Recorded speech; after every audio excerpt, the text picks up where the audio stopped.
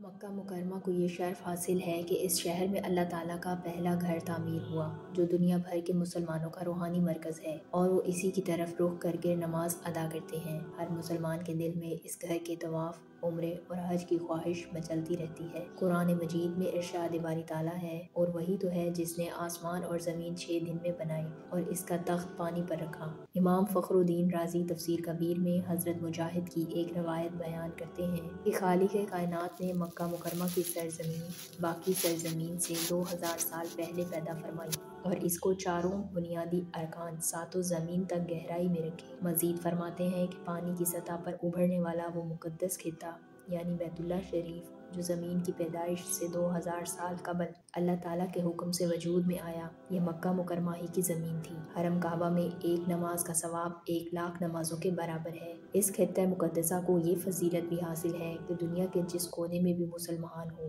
اس کے لیے اس شہر کی جانب رخ کر کے نماز پڑھنا فرض ہے۔ اس کی توصیف و تحمید رب ذوالجلال نے اپنی مقدس کتاب میں بیان فرمائی۔ قرآن کریم کی 2 سورتوں سورۃ بلد اور سورۃ تین میں اس کی حرمت کی قسم کھائی ہے۔ مکہ مکرمہ یہ ایسی وادی جہاں زراعت نہ تھی کہ جس کی سنگلاخ پہاڑوں، خاموش بیابانوں اور تپتے صحراؤں کے درمیان اللہ کے نبی حضرت ابراہیم خلیل اللہ علیہ السلام نے اپنی اہلیہ بی بی ہاجرہ اور نومولود صاحبزادے حضرت اسماعیل علیہ السلام کو چھوڑا تھا۔ یہی وہ مقدس مقام ہے جہاں ایک ممتا کی ماری ماں کی بے-تابی کی تڑپ نے عرش باری تعالیٰ کو ہلا کر رکھ دیا، اور حکم خداوندی سے معصوم اسماعیل کے قدموں تلے دنیا کا سب سے بڑا اور مقدس محترم چشمہ پھوٹ پڑا۔ قرآن مجید میں مکہ مکرمہ کو جن ناموں سے یاد کیا گیا ہے ان میں سے چند سورتوں کے نام یہ ہیں: سورۃ فتح، سورۃ انعام، سورۃ آل عمران، سورۃ ابراہیم، سورۃ نمل، سورۃ القصص، سورۃ العنکبوت۔ امام محمد فخر الدین رازی تفسیر کبیر میں تحریر فرماتے ہیں کہ مکہ مکرمہ روئے زمین کے وسط میں واقع ہے اور یہ زمین کی ناف ہے،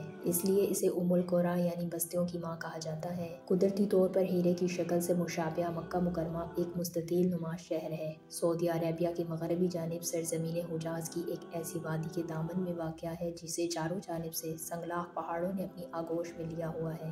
یہ پہاڑ اس شہر کی قدرتی حفاظتی دیواریں ہیں۔ اس شہر کی سطح سمندر سے بلندی 280 میٹر، جدہ سے مشرق میں 73 کلومیٹر کی دوری پر ہے، جبکہ مدینہ سے اس کا فاصلہ 430 کلومیٹر جنوب کی جانب ہے۔